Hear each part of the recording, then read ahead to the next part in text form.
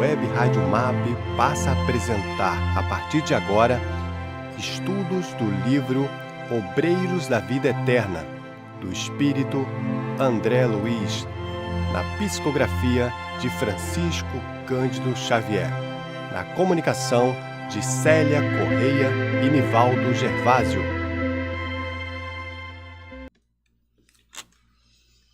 Bom dia pessoal, bom dia Célia. Bom dia, Nivaldo. Bom dia mais uma vez a todos vocês, mais uma manhã de terça-feira.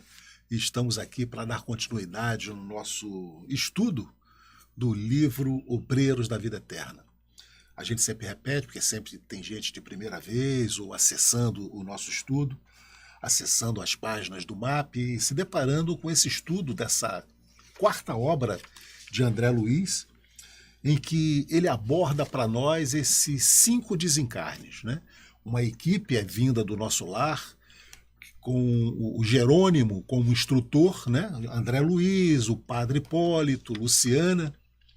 Eles vêm assessorar, eles vêm acompanhar 5 desencarnes. E, evidentemente, que o André Luiz, com toda a sua vontade de pesquisa, e ele traz para nós, ele narra, ele escreve, ele anota todos os detalhes desses desencarnes e traz para nós. E evidentemente que isso serve para a gente como instrução, né, Célia?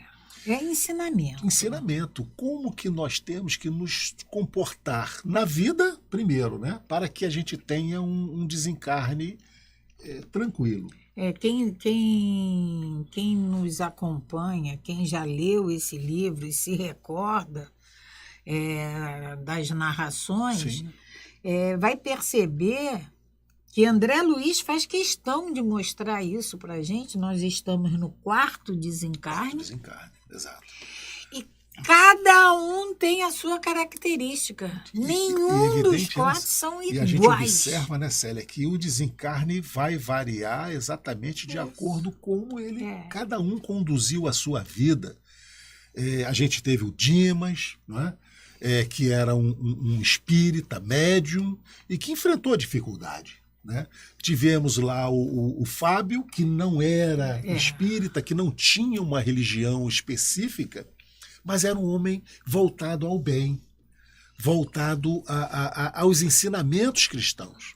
Dele para a família. Aí, em relação a Dimas, que era um espírita, né? A gente vê a facilidade com que Fábio desencarna e a dificuldade com que Dimas, espírita, desencarna. A gente sempre ouve falar também, né, Célia, que é muito difícil a gente cumprir o nosso planejamento reencarnatório. Né? No plano espiritual, a gente faz o planejamento de viver 90, 98, 100 ou 70, não importa. Mas é um planejamento feito no plano espiritual. E normalmente a gente sempre ouve falar que é muito difícil ser um completista. Por quê? Porque aqui a gente vai ter as nossas mazelas de comida e de doces. Isso tudo o desgaste do próprio corpo, né? Então Nivaldo, isso vai trazer uma redução.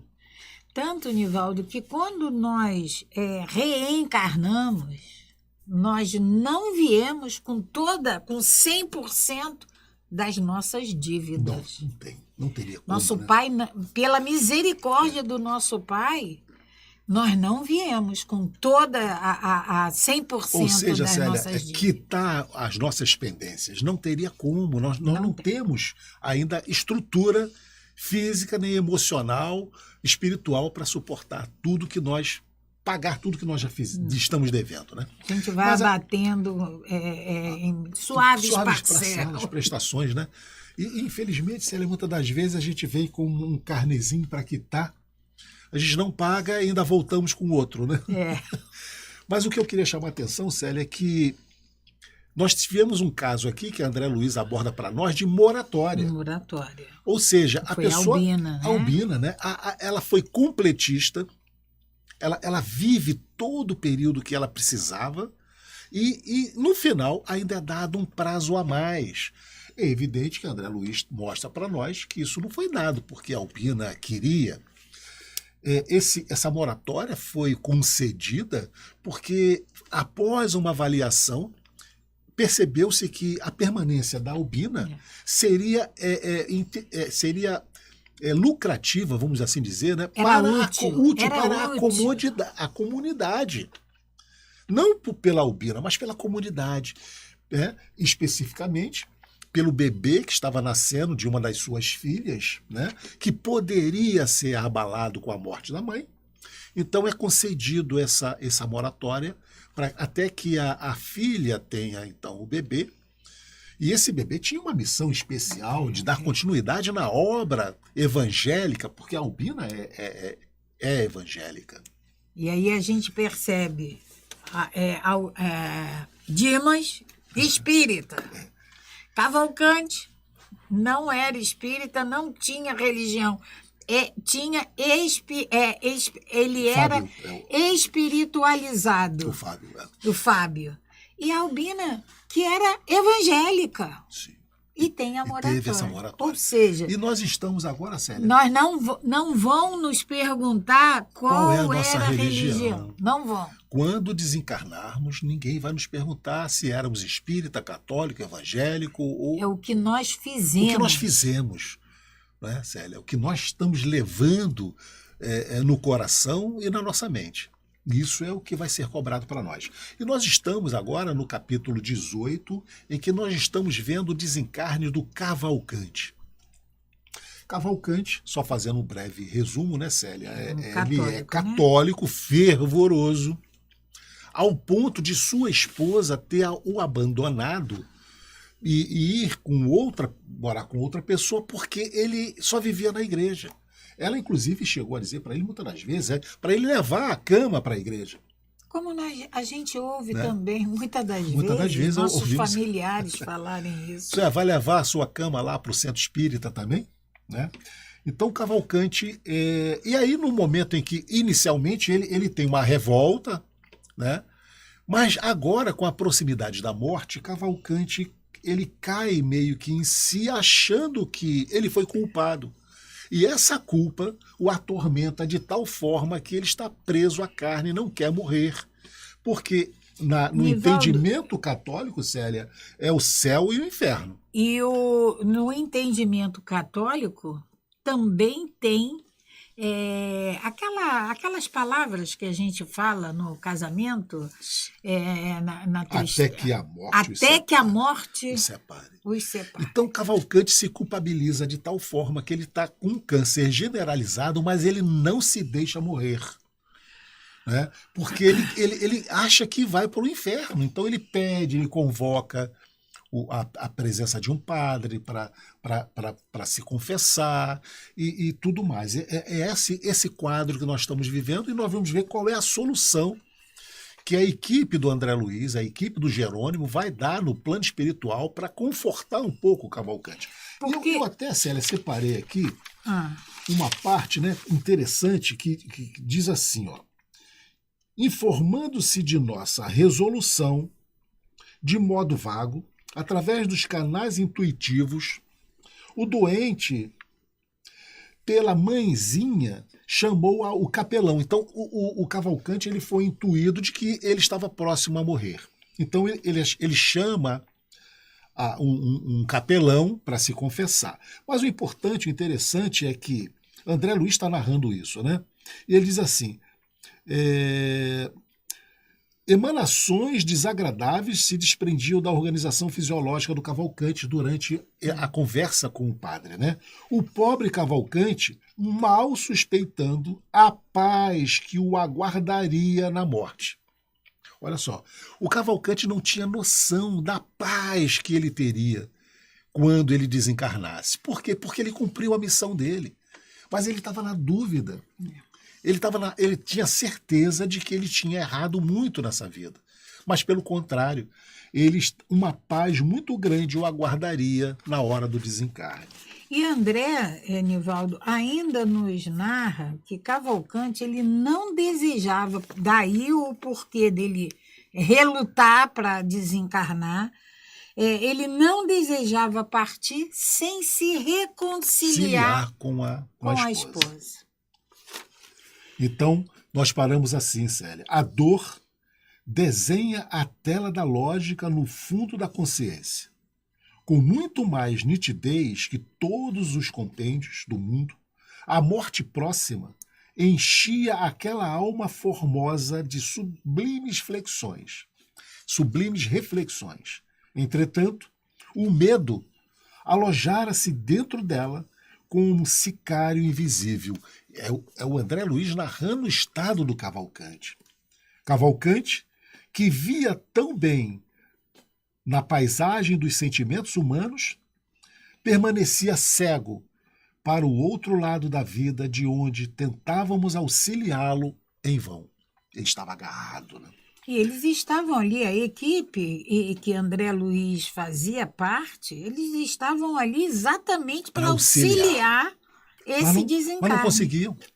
Jerônimo poderia aplicar-lhes recursos extremos, mas absteve-se, inquirindo por mim acerca de seus infindos cuidados, e explicou-me muito calmo. Quer dizer, André Luiz, de certa forma, ele via que Jerônimo poderia aplicar recursos extremos para desligar o Cavalcanti. Mas o Jerônimo diz ao André Luiz: ninguém corte onde possa desatar. Ou seja, tudo tem uma hora. E olha essa frase que Jerônimo diz para André Luiz: ninguém corte, ninguém interrompe bruscamente o que pode ser diluído. Então, naturalmente, a coisa vai acontecer. Não precisa da nossa intervenção brusca. Não precisa. A resposta calou-me fundo, André Luiz dizendo. Debalde, porém, procurou-se prodigalizar ao doente a trégua do sono preparatório e reconfortador.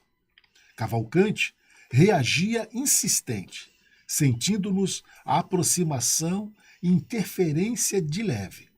Fazia apressados movimentos labiais, recitando orações em que implorava a graça de ver a companheira antes de morrer. Então ele estava agarrado a essa necessidade, Célia, de se desculpar com a companheira. Era isso que estava faltando para que ele pudesse. Aí vamos aproveitar e vamos lembrar do nosso Evangelho segundo o Espiritismo. Vamos nos reconciliar enquanto estamos aqui a caminho. Porque depois fica mais difícil. Depois fica mais difícil. Nesse momento, a gente ainda não sabe da esposa, mas a gente é Cavalcanti. Em momento algum, antes da doença, procurou se reconciliar. Desventurado irmão, comentou Bonifácio. Comovido, não sabe que a consorte desencarnou há mais de um ano, num catre vítima de uma infecção luética, sífilis. E aí, veja bem, enquanto Cavalcanti tinha condições de procurar para pedir perdão, para pedir desculpa, para esclarecer aquela situação, ele não o fez. Agora ele estava na dependência de alguém fazer o que ele necessitava, o que ele estava querendo muito. E o agravante, ela desencarnou, não ia encontrar mais ela aqui.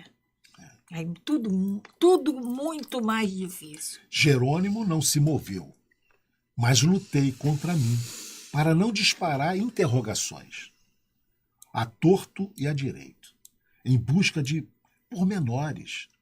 Coibi-me, infelizmente.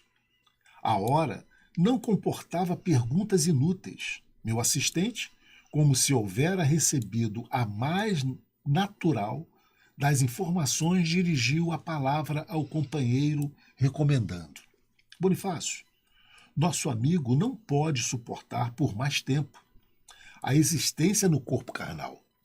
A máquina rendeu-se. Dentro de algumas horas, a necrose ganhará terreno e precisamos libertá-lo. Teima em agarrar-se à carne apodrecida e pede, comovedoramente a presença da esposa. Já tentamos auxiliá-lo a desprender-se, afrouxando os laços da encarnação no plexo solar, mas ele reage com espanto poder. Resolvi, em vista disso, abrir pequenos vasos do intestino para que a hemorragia se faça ininterrupta, até a noite, quando efetuaremos a libertação. Peço a você trazer-lhe a companheira desencarnada. Quer dizer, então foi decidido que vão trazer a companheira dele desencarnada, né? Por instante, até aqui. O enfraquecimento físico acentuar-se-á vertiginosamente de hora em diante, e com o espaço de algumas horas as percepções espirituais de Cavalcante se farão sentir. Verá, desse modo, a esposa, antes do decesso, que se aproxima e dormirá menos inquieto. Então eles vão afrouxar os laços da visão para que o Cavalcante possa ver a companheira desencarnada que vai ser trazida. Bonifácio pôs-se, portanto, pronto para cumprir a ordem e assegurou integral cooperação. Logo após, o assistente operou cauteloso sobre a região intestinal, rompendo certas veias de menor importância, atenuando-lhe a capacidade de resistência. Ausentar-nos-íamos por breves horas, considerando que o relógio assinalava poucos minutos além do meio-dia. Antes, porém, de nos afastarmos, observando o quadro emocionante da enfermaria gratuita a que o moribundo se recolhera, perguntei a Jerônimo, admirado. Já que o nosso tutelado se enfraquecerá a ponto de fazer observação no plano invisível aos olhos mortais, chegará a ver também as paisagens de vampirismo que me impressionam no recinto? Sim, informou o orientador com espontaneidade. Porque André Luiz, Célia, estava vendo no leito, que era um leito coletivo, era uma enfermaria coletiva, havia espíritos obsessores jungidos aos outros doentes. E no momento em que os laços visuais do Cavalcante fosse abertos, ele também viria para ver a esposa, a ex-esposa, ele também ia ver aquele quadro. E André Luiz, então, se preocupou com isso, como que ele ia reagir, né? Então, ele diz que sim, que ele vai ver. E o André Luiz, mas terá energia suficiente para tudo ver sem se perturbar? Porque ele ia ver a esposa, mas ia ver todo aquele quadro que eles estavam vendo ali no momento. E a esposa, ela tinha desencarnado com sífilis. Estava num processo também bem prejudicado, né? Quer continuar, Sérgio? E aí Jerônimo continua explicando para André. Não posso garantir, respondeu sorrindo, porque André pergunta se ele vai ter energia suficiente para ver tudo aquilo sem se perturbar.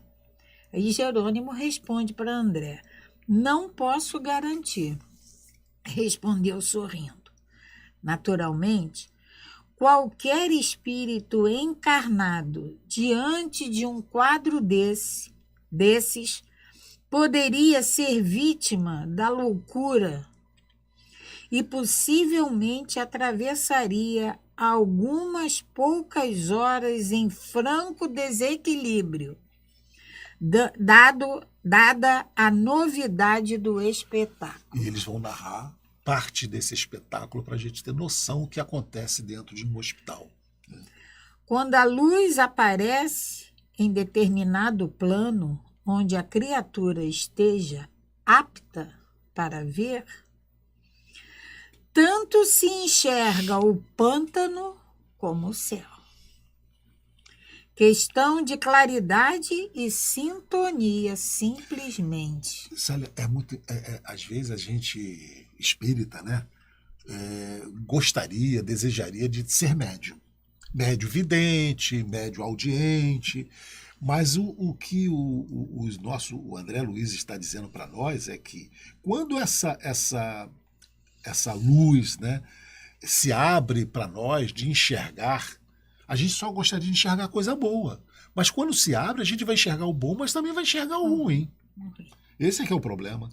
Vai enxergar o pântano, nós queremos só enxergar o céu, mas a gente vai ter que enxergar o pântano também. E aí,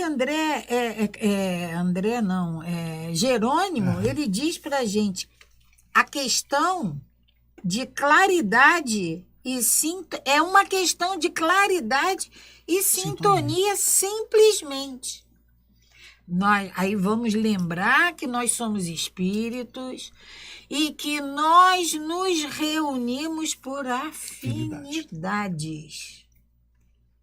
Eu posso até falar, eu não quero, mas eu gosto de estar lá. Então, é esse meu pensamento de estar lá onde eu sei que eu não devo. É o que nós falamos, né, Célia? Quando nós dormimos, nosso corpo físico fica ali descansado. Mas o nosso espírito vai para onde? Para onde o nosso coração manda. Para onde o nosso coração quer estar. Né? E é prazeroso, é conveniente. Para nós. Para nós. Então a gente vai. A notícia pôs-me frênitos de piedade. A enfermaria estava repleta de cenas deploráveis. Entidades inferiores, retidas pelos próprios enfermos, em grande viciação da mente, postava-se em leitos diversos, infligindo-lhes padecimentos atrozes, sugando-lhes vampirescamente preciosas forças, bem como atormentando-os e perseguindo-os. Nós somos diferentes na nossa família. Vamos analisar a nossa família, esse pequeno núcleo que nós temos de convivência. Como nós somos diferentes, como nós pensamos diferente. São diferenças extremas. Imagina num leito, numa enfermaria de um hospital público. Então, André Luiz descreve, né, Célia, que entidades estão ali, evidentemente, trazidas pelas vibrações dos próprios doentes, dos próprios enfermos, e muitos deles perseguidores. Desde o serviço inicial do tratamento de Cavalcante, desagradavam-me tais demonstrações naquele departamento de assistência carinhosa. E cheguei mesmo, se André nos falando, a consultar o assistente quanto à possibilidade de melhorar a situação. Mas Jerônimo informou sem estranheza que seria inútil qualquer esforço extraordinário, pois os próprios enfermos, em face da ausência de educação mental, se incumbiriam de chamar novamente os verdugos, atraindo-os para as suas mazelas orgânicas, só nos competindo irradiar boa vontade e praticar o bem, tanto quanto fosse possível, sem, contudo, violar a posição de cada um. Então André queria, e isso aí não é novidade, nesse comportamento de André, porque vamos lembrar daquele vale que ele queria Sim. socorrer todo mundo, que clamava por socorro. E Jerônimo fala para ele, lá atrás, Jerônimo fala para ele que não é possível, que depois André vai entender, e André entende que o momento de socorro de cada um, ele chega no momento certo, quando aquele pedido de socorro é realmente sincero, espontâneo, transparente. A mesma coisa é aqui. André quer que eles melhorem aquele André ambiente. Luiz, né, Célia? Pelo que ele narra, quando ele vê aquele quadro na enfermaria, aqueles espíritos, né, sugando energia dos doentes, dos acamados, ele gostaria de afastar aquilo ali, fazer um trabalho para tirar aqueles espíritos dali. Mas o Jerônimo disse, olha, não adianta, porque eles poderiam próprios tirar? Poderiam. Eles vão chamar novamente. Mas vão. Quantas das vezes a gente, Célia, isso serve para que a gente possa limpar os nossos pensamentos. Quantas vezes nós próprios ficamos reclamando e nos associando a determinadas energias? Quando falamos e reclamamos e nos lamentamos. E sentimos. Né? E pensamos. A gente está como? E né? agimos. É aquela dorzinha que a gente vai cultuando, a gente vai gostando dela. Então a gente precisa ter um pensamento limpo, um pensamento salutar, um pensamento de energias boas, de clamar, não reclamar. Né? E continua André nos falando. Confesso que experimentava enorme dificuldade para desempenhar os deveres que ali me retinham, porquanto as interpelações de infelizes desencarnados atingiam-me insistentemente. Pediam toda a sorte de benefícios, reclamavam melhoras, explodiam em lamúrias sem fim. Sereno e forte, o meu orientador conseguia trabalhar de mente centralizada na tarefa inacessível às perturbações exteriores. Outro ensinamento que André Luiz nos traz. Quantas vezes nós estamos querendo fazer alguma coisa e no ambiente tem conversas paralelas, interferências, e a gente se exalta, a gente se desequilibra em função daquelas interferências. E André Luiz está nos mostrando que Jerônimo, apesar de...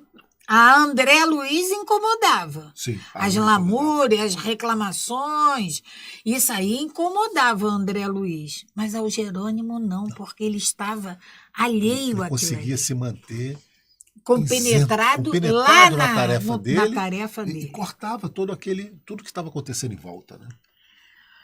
Poder da concentração da mente, né, Célia? Objetivo, foco. Nosso orientador sereno e forte. O meu orientador, o Jerônimo, conseguia trabalhar de mente centralizada na tarefa, inacessível às perturbações exteriores. A gente tem que começar a exercitar isso. Quanto a mim, entretanto, não alcançara ainda semelhante poder. Os pedidos, os lamentos, os impropérios feriam-me a observação, impedindo-me de conservar a paz íntima. André Luiz se deixava desequilibrar ainda, né? Pelos acontecimentos em volta dele. E aí a gente percebe que André Luiz, ele nos narrando isso, ele não era diferente de nós, porque nós somos assim. É claro que temos que trabalhar isso? Sim, com certeza.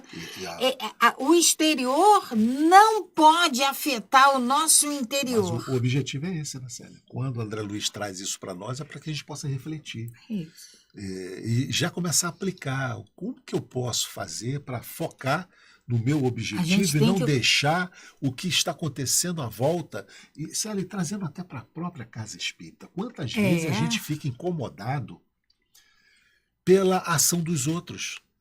Reclamamos como o outro procede, ao invés de focar no nosso trabalho. Então nós temos que focar no que nós estamos fazendo. O que o outro está fazendo ou deixando de fazer não tem que nos atingir. Serve para nós. E tudo isso é uma questão da gente começar. A gente tem que exercitar isso. Para a gente adquirir essa concentração mental de Jerônimo, nós temos que começar. E todas as vezes, de agora em diante, que nós estivermos, vamos usar o exemplo da nossa casa espírita, estamos sentados lá naquele salão de reunião. Na nossa frente, ou atrás, ou ao nosso redor, existem conversas. Então, vamos começar a ensaiar isso, começar a praticar esse desligamento desse exterior. Por isso, aí André continua. Por isso mesmo, ao me retirar, pensei na surpresa amarga do moribundo ao se lhe abrir a cortina que lhe velava a visão espiritual. Aí André Cavalcante ia ver aquele cenário todo. André Luiz está imaginando como o Cavalcante ia ficar, vendo aquilo. Aguardei curioso o cair da noite, quando, em companhia do orientador, atravessei de volta o pórtico do hospital. Cavalcante avizinhava-se do coma. O sangue alagava lençóis que eram substituídos repetidamente. O enfraquecimento geral progredia rápido. O agonizante inspirava dó. Abriram-se-lhe certos centros psíquicos no avançado abatimento do corpo, e o infeliz passou a enxergar os desencarnados que ali se encontravam, não longe dele, na mesma esfera evolutiva. Não nos identificava ainda a presença como seria de desejar, mas observava estarrecido a paisagem interior. Outros enfermos encarregavam-no agora amedrontados. Outros enfermos encaravam-no agora amedrontados. Para todos eles, o colega de sofrimento delirava inconsciente. Mas, na verdade, ele estava vendo realmente. Ele estava vendo. Estarei no inferno ou vivemos em casa de loucos? Isso bradava o Cavalcante. Isso era Cavalcante. Estarei no inferno ou vivendo em casa de loucos? Bradava sob horrível tormento moral. Os demônios! Vejam o espírito mau roendo chagas. Vamos imaginar isso que, Porque ele que está vendo um Cavalcante quadro, está um vendo, enfermo com chagas abertas e um espírito roendo. roendo. E de faces contraída, apontava mísero ancião de pernas varicosas. São aquelas feridas, né? Ancião de Varicosas. pernas varicosas. E tinha um espírito roendo aquelas chagas. Que diz ele? Prosseguia com visível espanto. Diz que não é o diabo. Afirma que o doente lhe deve. Então era um espírito perseguidor, né? Ouvidos à escuta, silenciava, ansioso por registrar as palavras impensadas e criminosas do algoz desencarnado. Mas não conseguindo desabafar-se em gritos lamentosos, infundido de compaixão.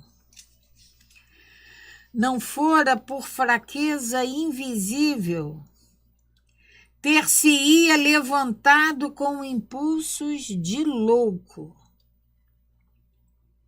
Doentes e enfermeiros, alarmados, optavam pela remoção do moribundo. Tinham medo. Cavalcante desvairava.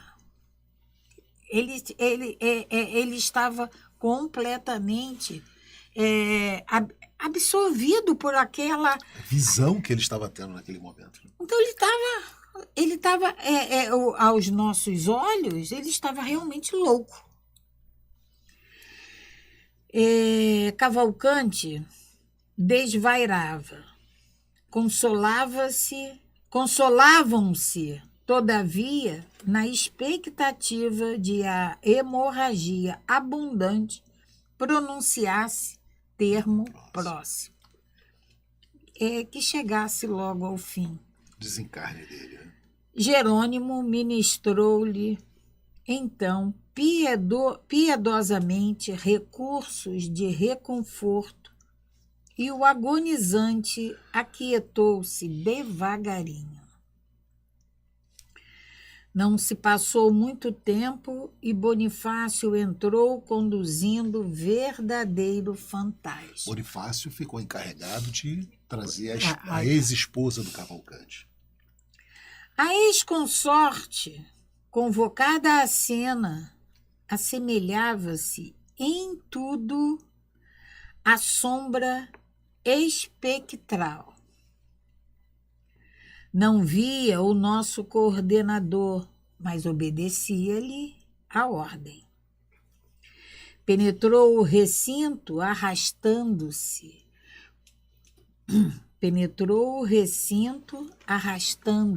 Quase.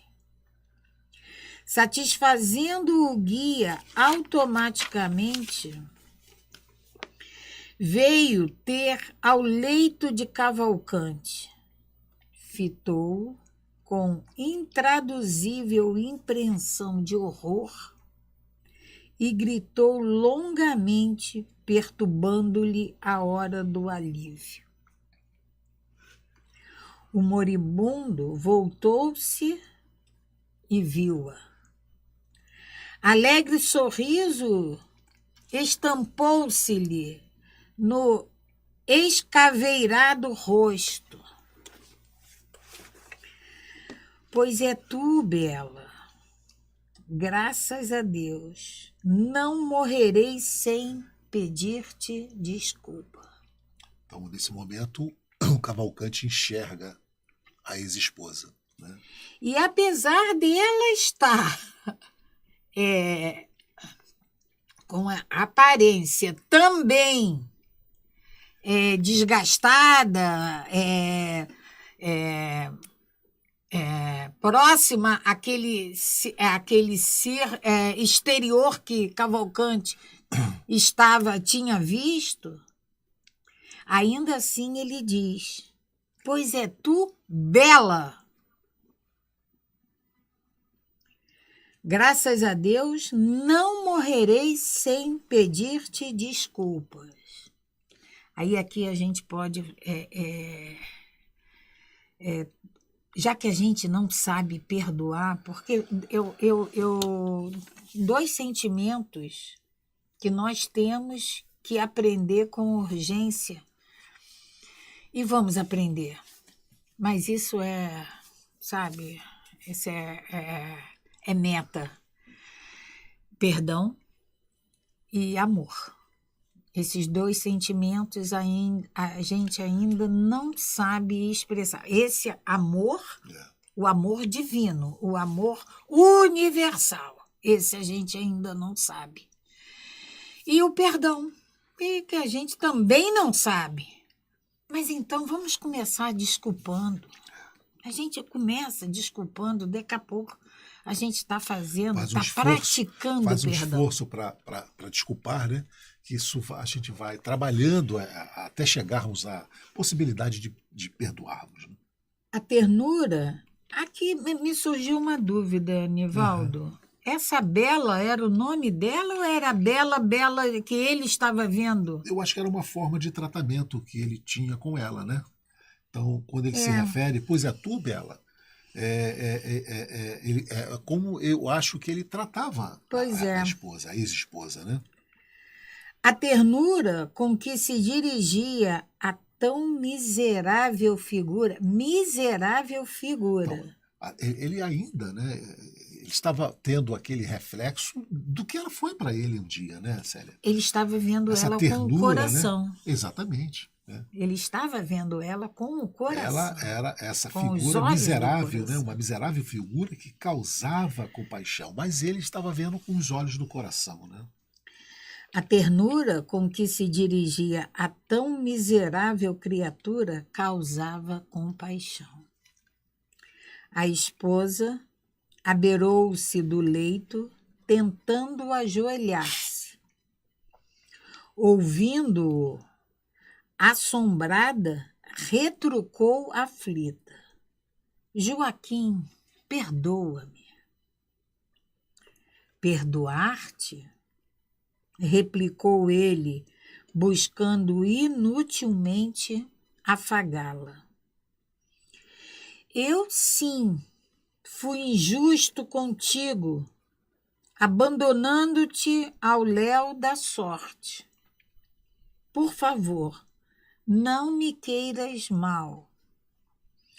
Não te pude compreender noutro tempo e facilitei-te o passo em falso, colaborando impensadamente para que te precipitasses em escuro despenhadeiro. Então ele se culpabilizava por ela ter dado um passo errado na vida. O Cavalcante achava que a culpa tinha sido dele, né? Não entendi o problema doméstico tanto quanto devia. Hoje, porém, que a morte me busca, desejo a paz da consciência. Confesso minha culpa e rogo-te perdão. Desculpa-me. Então, o fato dele ter dado mais atenção à parte religiosa, né? Como lá no início ela dizia, para ele até levar a cama para a igreja, ele se culpava disso, né? Por achar que não deu o verdadeiro, a importância da residência, da casa, né? Em relação à igreja. E é o que ele diz aqui: facilitei-te o passo em falso.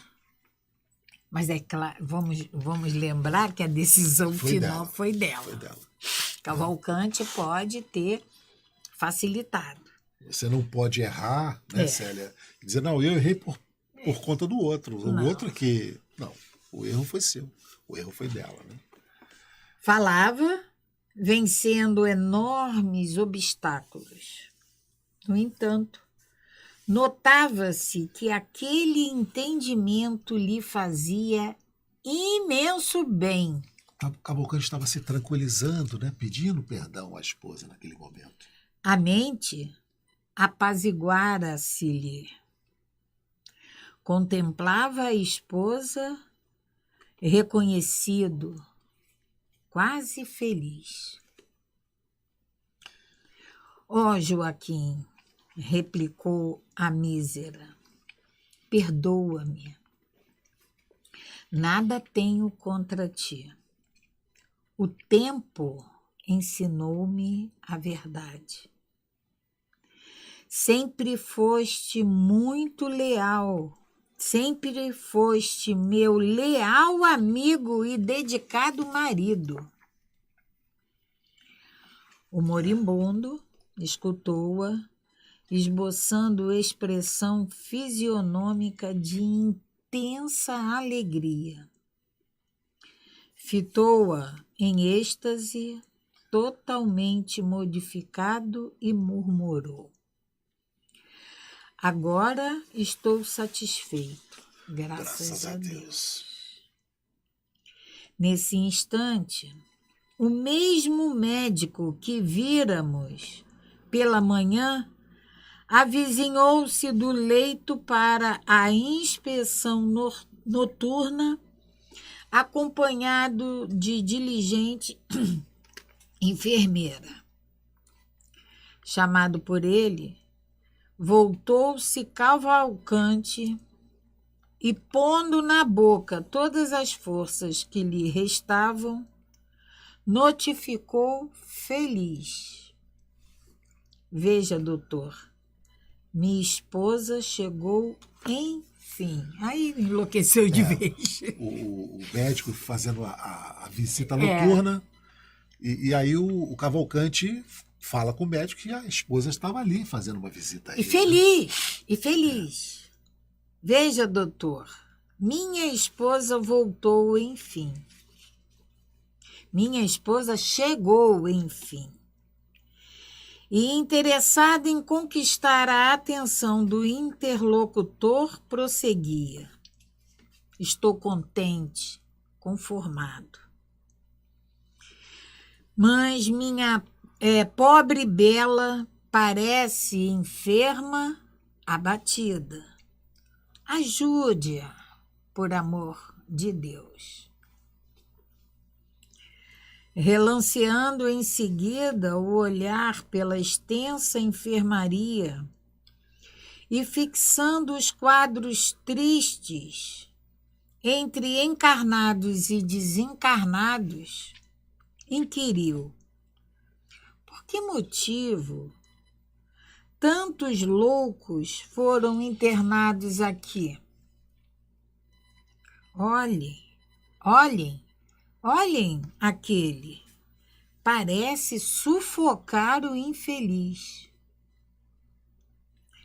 Indicava particularidades dolorosas em que certa entidade assediava pobre doente atacado de asma cardíaca. O médico, no entanto, imagina o médico encarnado, e que possivelmente não via, não tinha essa capacidade de visualizar esse exterior. E Cavalcante falando isso para ele. Como é que...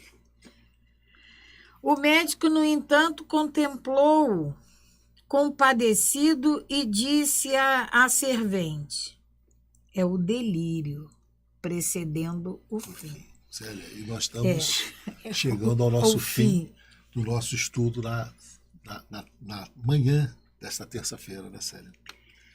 Então vamos parar aqui. Semana que vem nós continuamos nesse relato emocionante de Cavalcante, agradecendo a Deus, agradecendo a esses amigos espirituais, agradecendo a André Luiz por todos esses ensinamentos que nos chegam, mas acima de tudo, agradecendo ao nosso Pai por essa possibilidade que nos é concedida. Graças a Deus. Graças a Deus. Paz e bem, paz e luz. Paz, muita paz. A Web Rádio MAP apresentou o programa Estudo do livro Obreiros da Vida Eterna, de André Luiz, na psicografia de Francisco Cândido Xavier, na comunicação de Célia Correia e Nivaldo Gervásio.